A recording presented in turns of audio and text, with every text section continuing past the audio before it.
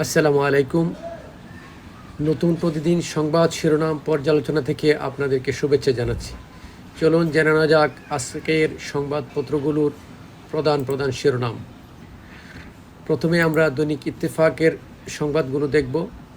ইত্তেফাকের প্রথম যে সংবাদ সেটা হচ্ছে চলন্ত বাসে ধর্ষণের ঘটনা ঘটেনি দাবি পুলিশের।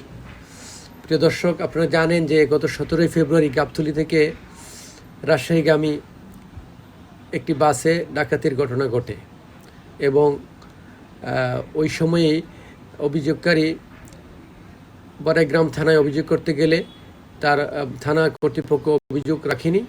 এই জন্যে বড়াইগ্রাম থানার ওসিকেও প্রত্যাহার করা হয়েছে। কিন্তু আজকে পুলিশ সংবাদ সম্মেলন করে বলেছেন যে চলন্ত বাসে ডাকাতির কোনো ঘটনা ঘটেনি বলে তারা দাবি করেছে। এরপরে রয়েছে যে নতুন দলে সব পক্ষের মন জোগাতে শীর্ষ পদের সংখ্যা বাড়ছে, চলতি সপ্তাহে আত্মপ্রকাশ। চীনে নতুন করোনা ভাইরাস শনাক্ত, ফের মহামারীর শঙ্কা। গরমে স্যুট পরে এসির তাপমাত্রা কমানো বন্ধ করুন, জ্বালানি উপদেষ্টা। বাংলাদেশে $29 মিলিয়ন কারা পেয়েছে, যা বললেন ট্রাম্প।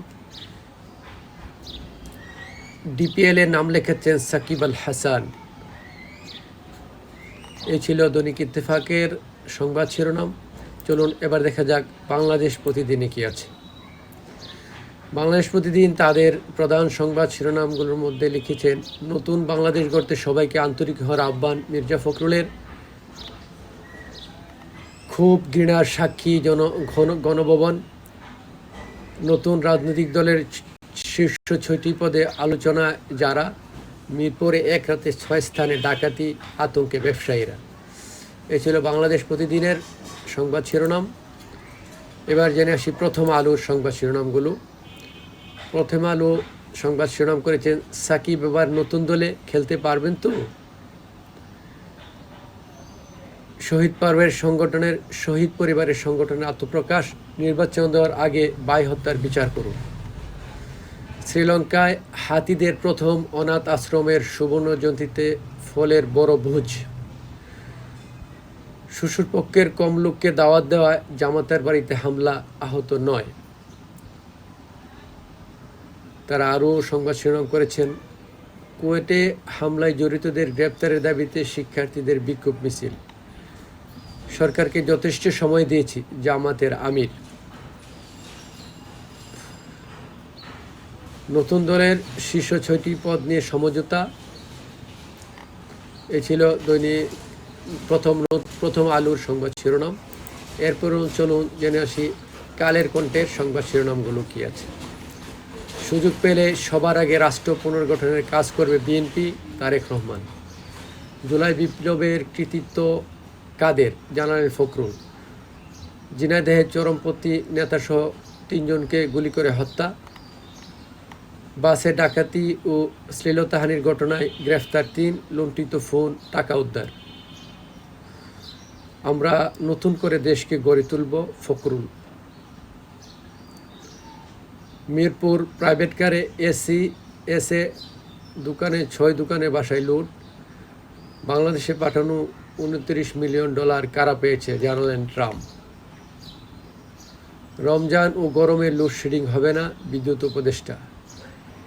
এটিএম আজহারকে মুক্তি না দিলে 3 কোটি সমর্থককে জেলে নেওয়ার জন্য প্রস্তুত হন, জামায়াতের আমির। ঝিনাইদহে 3 জনকে গুলি করে হত্যার নেপথ্যে কি? এ ছিল কালের কণ্ঠের সংবাদ শিরোনাম। এবার চলুন যুগান্তরের সংবাদ শিরোনামগুলো জেনে আসি। বিএনপি অন্যায়ের সঙ্গে আপোষ করবে না, তারেক রহমান। দেশকে নতুনভাবে গড়তে আরও আন্তরিক হতে হবে, মির্জা ফখরুল।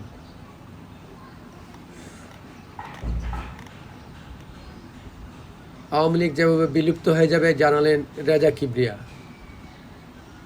ইউক্রেন ইস্যুতে এবার স্টারমার ম্যাক্রোকে দুষলেন ট্রাম্প। দোষী নেতাকর্মীদের বিরুদ্ধে ব্যবস্থা নেওয়া হয়েছে, তারেক রহমান। আমাজানের শহরে জরুরি অবস্থা জারি। এবার চলুন মানব জমিনে সংবাদ শিরোনামগুলো জেনে আসি। বাংলাদেশের রাজনীতি শক্তিশালী করা নিয়ে মার্কিন বরাদ্দের সমালোচনা ট্রাম্পের। চীনে বাদুড়ের দেহে নতুন করোনা ভাইরাসের সন্ধান। সালমান রুশদির উপর হামলার ঘটনায় দোষী সাব্যস্ত হাদি। বিজেপি বিএসএফ সম্মেলন। সীমান্তে হত্যা শূন্যের কোটায় ও কাঁটাতারের বেড়া নির্মাণে যৌথ পরিদর্শনের সিদ্ধান্ত। বিবিসি ইন্ডিয়াকে মোটা অঙ্কের জরিমানা। অনেক সাংবাদিক নিজের আখের গোছানোর জন্য দালালি করেন, মির্জা ফখরুল। এবার চলুন দৈনিক ইনকিলাবের সংবাদ শিরোনামগুলো জেনে আসি।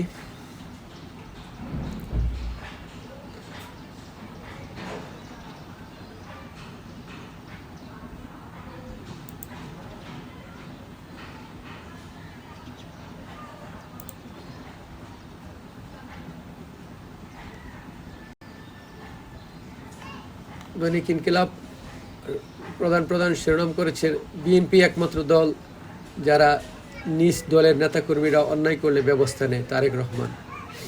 জুলাই বিপ্লবের কৃতিত্ব সবার, মির্জা ফখরুল। নায়েম থেকে সরিয়ে দেওয়া হলো ধর্ম অবমাননাকারী সেই কর্মকর্তাকে। রমজান ও গরমে লোডশেডিং হবে না, বিদ্যুৎ উপদেষ্টা। স্থানীয় সরকার ব্যবস্থায় বড় ধরনের সংস্কার প্রস্তাব। এই ছিল দৈনিক ইনকিলাবের সংবাদ শিরোনাম। এবার চলুন জেনে আসি নতুন প্রতিদিনের সংবাদ শিরোনাম। তারা সংবাদ শিরোনাম করেছেন, চলন্ত বাসে ডাকাতি ও অশ্লীলতাহানি, টাঙ্গাইলে 4 জন গ্রেফতার। আপনারা জানেন যে গত 17 ফেব্রুয়ারি যে বাস ডাকাতি হয়েছিল, সে বাসের ডাকাতির ঘটনায় ওই দিন অভিযোগ না নিলেও পরবর্তীতে থানায় অভিযোগ নেওয়া হয় এবং এর জেরে টাঙ্গাইলের ডিবি পুলিশ 4 জনকে গ্রেফতার করেছে। এরপরে সংবাদ শিরোনাম করছে, প্রথম আলোর প্রপথের জীবন থেকে 17 বছর হারালেন বাবর। বাংলাদেশ বিমানের ফ্লাইটে ভারতের জরুরি অবতরণ, 408 আরোহী। এ ছিল আজকের সংবাদপত্রের প্রধান শিরোনাম। সাথে থাকার জন্য ধন্যবাদ।